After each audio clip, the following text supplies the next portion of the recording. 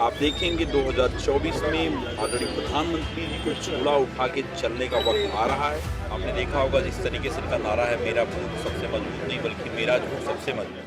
आधे ज़्यादा तो लोग ऐसे भी समझते हैं क्या झूठ बोल रहे हैं, लेकिन ये हम लोग भी उजागर करते रहेंगे जनता के सामने। प्रधानमंत्री जी कभी बोलते हैं कि इतने सारे एयरपोर्ट बन गए, इतने सारे IIT बन गए। अरे भाई कहाँ बना तुमने, क्या? और मणिपुर में कितने सारे लोग भाजपा से नाराज होने के बजाय हिम्मत नहीं हो रही बेचारों की बोलने की, लेकिन एक दिन बोलेंगे। और भाजपा छोड़ के भी बहुत सारे लोग जाते हैं, जिनमें इंसानियत जागती है वो भाजपा छोड़ के जाता है। जो इंसान होगा वो भाजपा के खिलाफ। आदरणीय राजभर जी अपने समाज के लोगों को ठगने का काम किए, बाकी और कुछ भी नहीं काम किए, केवल खरीद फरोख्त, केवल दुकान चला रहे हैं।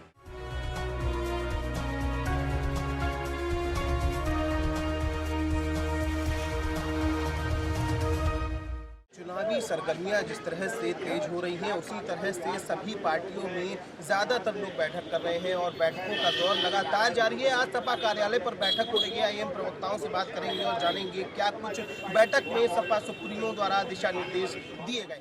ये तय हम लोगों की आपस में बात हुई कि कैसे हमें 80 पे 80 सीटें जीतनी, और तय है कि इस बार समाजवादी पार्टी उत्तर प्रदेश के अंदर में, जिसको हम इंडिया कह रहे हैं, 80 पे 80 सीटें जीती। प्रवक्ताओं की बैठक की क्या दिशा निर्देश प्रवक्ताओं मैंने ने कहा ना, उसके ऊपर हम लोगों ने चर्चा की। अब क्या बात हुई ये तो हम आपको नहीं बता सकते, लेकिन ये तय है जो हम लोगों ने चर्चा की है, जो हम लोगों ने रोड मैप बनाया है, उसमें 80 पे 80 सीटें जीतने का लक्ष्य तय किया। बयान आया, उस पर भी मंथन हुआ, क्या देखिए विचार हुआ? हम लोगों ने, मैंने कहा ना, समाजवादी पार्टी हमेशा किसानों की बात करती है, समाजवादी पार्टी युवाओं की बात करती है, महिला सुरक्षा की बात करती है, कैसे हर व्यक्ति यहाँ पे अपने पैरों पे खड़ा हो, संपन्न हो, कैसे उत्तर प्रदेश का विकास हो, कैसे उत्तर प्रदेश के अंदर में सद्भावनाओं की बात हो, उत्तर प्रदेश उत्तम प्रदेश बने, इसके लिए समाजवादी विचारधारा हमेशा तत्पर रहती है, समाजवादी लोग तत्पर रहते हैं। आपने देखा होगा समाजवादी ने जब भी बात की है तो विकास की राजनीति की है। विकास की राजनीति में आपके सामने आपने देखा होगा 1090 भी समाजवादी की देन है। अगर लखनऊ के अंदर में जाएंगे तो 100 डायल अगर आप देखेंगे उत्तर प्रदेश में समाजवादी की देन है। एम्बुलेंस 108 समाजवादी की देन है। अगर आप देखेंगे यहाँ पे स्टेडियम समाजवादी की देन है, रिवर फ्रंट समाजवादी की देन है, पार्क बनाए गए, जनस्व पार्क से पार्क बने गए, बेरोजगारी भत्ता से लेके और जो एक्सप्रेस वे बनाए गए समाजवादी के देन है, तो मेट्रो भी समाजवादी की देन है। तो हमारे जो काम है, हम समाजवादी लोग हमेशा काम पे बात करते हैं, कैसे हम उत्तर प्रदेश को आगे ले जाएंगे। ज्ञानवापी को लेकर कोई बात हुई? मैंने आपसे बोला ना, नहीं बात वो आप सवाल आप जवाब ले रहे हैं मुझसे कि सवाल, तो आपने सवाल पूछ तो लिया एक बार। मैं कहता रहा हूँ कि उत्तर प्रदेश में समाजवादी लोग हमेशा विकास की राजनीति करते हैं। आपके देश में उत्तर प्रदेश के लोगों की समस्या का समाधान कैसे हो, उत्तर प्रदेश कैसे खुशहाल बने, उत्तर प्रदेश का किसान कैसे खुशहाल बने, युवा कैसे खुशहाल बने, इसकी राजनीति समाजवादी लोग करते हैं। इस पे चर्चा करते हैं, इस पे बात करते हैं। यही महंगाई, बेरोजगारी और भ्रष्टाचार जैसे मुद्दों पर ही प्रवक्ताओं से बात किया। देखिए हम लोगों की मेन मुद्दा यही है समाज के अंदर में। आप भी जानते हो कि मुद्दा यही है और आपसे अच्छी तरह कोई नहीं जानता। आप भी उसी मुद्दे से जूझ रहे हो कि टमाटर कितना महंगा था, कि आपने नहीं आप इस चीज को आपने नहीं झेला। जिस तरह का दाल रोजमर्रा की चीजें, दाल है, टमाटर महंगे रहे, सब्जियां महंगी हैं, आटा तक तो महंगा मिल रहा है, तेल तक खाने का महंगा मिल रहा है। लोगों की कहाँ पे सुविधाएं जरा बता दीजिए। पेट्रोल डीजल इतना महंगा है, तो जितनी महंगाई है, जितनी बेरोजगारी है, जो लोगों की असली समस्या है, हम समाजवादी लोग जनता की मूल समस्या पे चर्चा करते हैं, भारतीय जनता पार्टी की तरह नहीं कि ध्यान भटकाने की। सर बैठक हुई है समाजवादी पार्टी में, क्या क्या दिशा निर्देश दिए गए हैं पार्टी सुप्रीमो द्वारा? जी, हमारे पहली बात तो ये हमारी बैठकें होती रहती हैं, प्रवक्ता हम लोग आते हैं, मिलते हैं, साथ बैठते हैं, और हमारे दिशा निर्देश यही हैं कि हमें हिंदुस्तान की जनता को सच्चाई बताते रहना है। एक तो हमारे जो काम रहे हैं समाजवादी के, इतने सारे काम किए अखिलेश जी ने विकास के, अगर वही गिनाने बैठ जाए तो बहुत लंबा वक्त निकल जाएगा। तो वो कंस्ट्रक्टिव काम जो हम लोगों ने किए हैं उत्तर प्रदेश के लिए, और जो भाजपा कर रही है आजकल, उसका झूठ का पुलिंदा जो है बहुत बड़ा है। आधे ज़्यादा तो लोग ऐसे भी समझते हैं क्या झूठ बोल रहे हैं, लेकिन ये हम लोग भी उजागर करते रहेंगे जनता के सामने। प्रधानमंत्री जी कभी बोलते हैं कि इतने सारे एयरपोर्ट बन गए, इतने सारे IIT बन गए। अरे भाई कहाँ बना, तुमने क्या बना? सर इसमें मेरा एक क्वेश्चन है आपसे कि इतना सब होने के बावजूद भी, उसके बाद भी समाजवादी पार्टी से लोग निकल के भाजपा का दामन थाम रहे हैं। अभी जिस तरह से बड़ी संख्या में समाजवादी पार्टी से निकल के विधायक और उनके सपा के पुराने नेता जो जिस तरह से सब भाजपा में शामिल हुए हैं, तो क्या कहेंगे? देखिए, ईडी और इन सारी चीज़ों का डर दिखा के भाजपा बहुत जगह लोगों को तोड़ लेती है।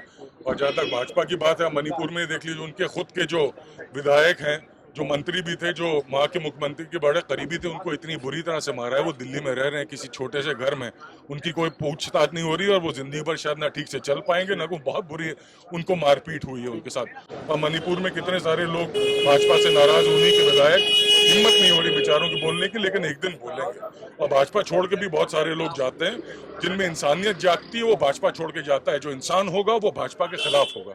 इंडिया और एनडीए पे क्या कहेंगे, किस तरह से कार्य आगे बढ़ रहा है इंडिया का? देखिए, इंडिया जो है हमारा मुल्क है, हमारा प्यारा देश है। उसको जो भी हिंदुस्तान से मोहब्बत करेगा वो इंडिया के साथ आके खड़ा हो जाएगा। एनडीए के डीएनए में नफरत भरी भी है और वही नफरत उन्होंने लोगों में बांटी है, लोगों में देते चले जा रहे हैं। लेकिन हर आइडियोलॉजी, हर नफरत का एक वक्त होता है, हर चीज खत्म हो जाती है। आप कोई भी चीज होगी जिंदगी भर नहीं चलती। अब लोगों को भी समझ में आ रहा है कि असल मुद्दा रोजगार का है। असल मुद्दे से आप लोगों को भटका करके मोदी जी जितने वादे किए थे, इतने करोड़ नौकरी देंगे, इतना पैसा हो जाएगा, इतना लाख सबके बैंक अकाउंट में आ जाएगा, उनमें से एक काम नहीं कर पाए। तो वो क्या करते थे? उनकी भी मजबूरी होगी, चलो हिंदू मुसलमान करो, नफरत फैलाओ, हिंदू मुसलमान क्रिश्चियन सिख आपस में सबको लड़ा डालेंगे। जिस तरह से मुस्लिम वोट अभी पिछले जो चुनाव हुए थे उसमें संभल समेत कई सीटें भाजपा का प्रभाव पड़ा था, और इस बार वो अल्पसंख्यक वोट इकट्ठा कर रही है, जगह जगह जाके प्रचार कर रही है और ज्यादातर उन जिलों में जा रही है जहाँ पर मुस्लिम वोट कमजोर है। देखिए, भाजपा की अपनी जो रणनीति है वो तो वो जाने, और जनता भी जानती है उनकी रणनीति क्या है। उनको धर्म के आधार पर ही लोगों को बांट के वो अपना वोट कोशिश करते हैं। लेकिन मुझे पूरा यकीन है अपनी प्यारी हिंदुस्तान की जनता के बारे में कि अब बहुत हो गया, ये भी समझदार हो गए। वो अब धर्म के नाम पे वोट नहीं डालने वाले हैं, वो सच्चे मुद्दों पे वोट डालेंगे। और हर मुल्क जो आप देख लीजिए दुनिया में जो तरक्की करे हुए, वहां पे विकास के नाम पे ही वोट पड़ता है। अमेरिका में आ जाएगा, धर्म के नाम पे वोट पड़ने लगा तो अमेरिका नहीं रहेगा, उनके कमजोर मुल्क बन जाएगा।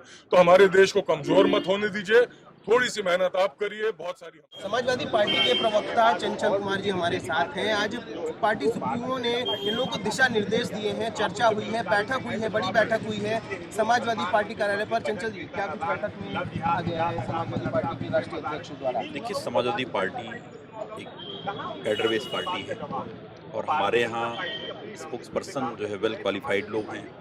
और भारतीय जनता पार्टी जो आज के समय में पूरे देश में जो झूठ का बाजार, हमेशा झूठ के ऊपर आधारित इनका काम है। आपने देखा होगा जिस तरीके से इनका नारा है, मेरा बूथ सबसे मजबूत नहीं बल्कि मेरा झूठ सबसे मजबूत। उसी झूठ को पर्दाफाश करने के लिए समाजवादी जितने हमारे प्रवक्ता साथी लोग हैं, सब लोगों को यही दिशा निर्देश दिया गया कि बीजेपी के झूठ का पर्दाफाश करना है और अटैकिंग मोड में भारतीय जनता पार्टी को लगातार जवाब देना है। और आप देखें, आने वाले समय में 2024 में चुनाव होने जा रहा है।